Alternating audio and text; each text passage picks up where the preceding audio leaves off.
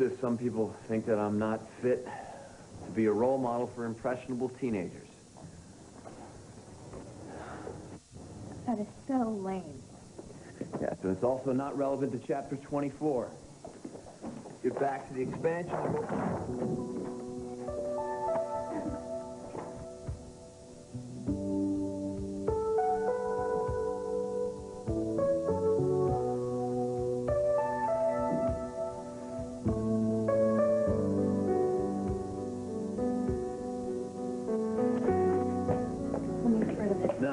No, leave it there. Ladies and gentlemen, boys and girls, this is a modern example of what was going on in Nazi Germany some 50-odd years ago. Excuse me, Mr. D. Now, Laura, it's okay. Just sit down. No, I will. But first, the cowards who snuck in here and wrote that word on the board should admit it.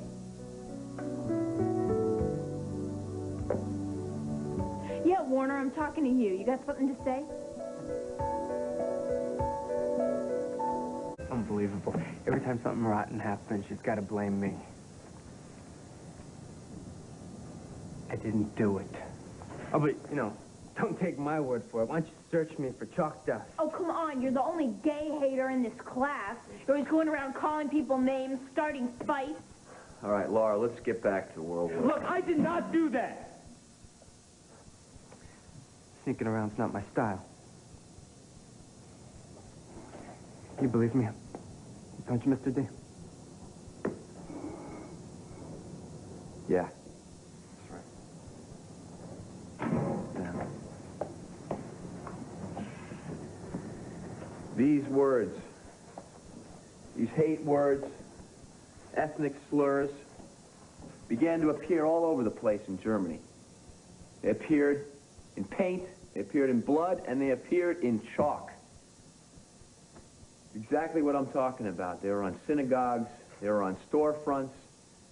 This type of behavior was not only tolerated by Hitler, but encouraged. And he had his elite police force, the SS, carry these actions out. This was ethnic cleansing was the name of the game. Yes, Anita. I need to apologize for causing this whole mess. Anita, this is not your fault. My parents heard Scott and I talking. I didn't say anything, Mr. D. I'm really sorry. I think you're such Anita, a great... listen to me. There's nothing to apologize for. None of you have anything to apologize for except for the person that wrote this on the board. And when this subject first came up, remember that I urged you to go home and talk to your parents. Talk to your guidance counselors, your priests, your rabbis. I did not expect you to keep my secret because there is no secret. So, what's going to happen? I mean, some of those people in the library seem pretty upset, Mr. D. This is a free country. People are going to exercise their freedom of speech, and then hopefully reason will prevail.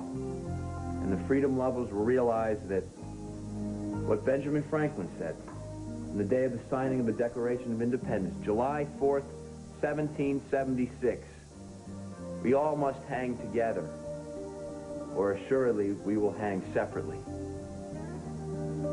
That's it. End of speech. Now, back to Allied victory. Half of the 50 million people that died in World War II were non-combatants. They died by bombs being dropped on their cities, starvation, enslavement, massacre. Excuse us, please. Anita. What are you doing here? Okay, we'll discuss it in the car. Vent, Dad. What, are you taking me out of school? Yes, come. Okay. Why? Why, because Mr. D's gay? Now, Anita, get your books, huh? How can you be so narrow-minded and cruel? Anita! I don't care what he says. I'm not leaving.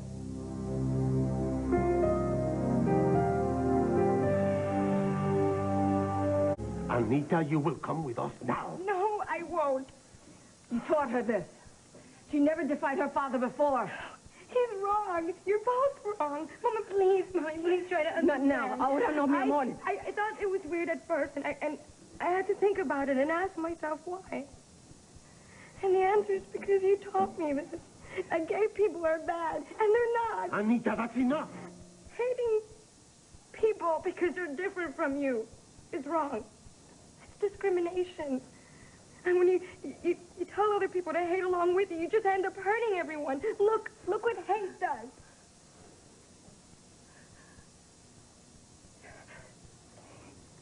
You leave a word like that for your students to study? I can't. No, I won't pretend that hatred and bigotry don't exist. They do. Anita, come. Come before I have to drag you out. Please, Anita, at this point, I think you should respect your parents' wishes. But they want what's right for you. We want to have her transferred to another history class until this whole thing is resolved. I'm sorry. Come, Anita.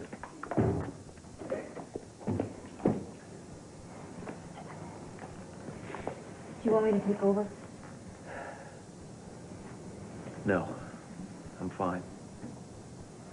Yeah. Meanwhile, back at the ranch, the Allied forces occupied Japan and Germany. From there, they had to try and pick up the pieces. The celebration of victory after World War II didn't last long. The big three, the United States, the Soviet Union, and Great Britain were all poised on the brink of what is known as the Cold War.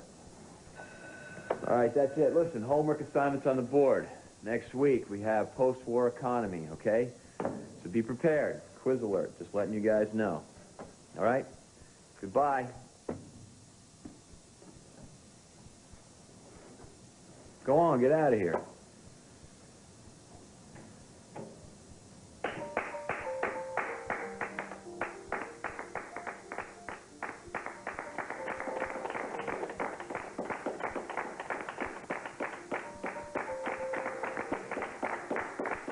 All right, you guys, knock it off. Thanks a lot.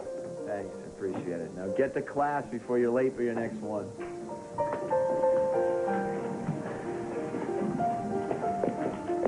I just want you to know that I'm on your side. Thanks, Laura. Yeah, Mr. D. Good luck. Thanks. Mr. Delaney, I wanted to tell you I didn't write that word on the board. I didn't think you did. Okay. You okay? Yeah. I'm starting to realize that this is the day that I am never going to forget. Hi. We brought sustenance. Coffee and donuts. Hey. Oh, thanks, sis. This is your free period, right? Yeah, thanks. We just saw Anita Santos leaving with her parents.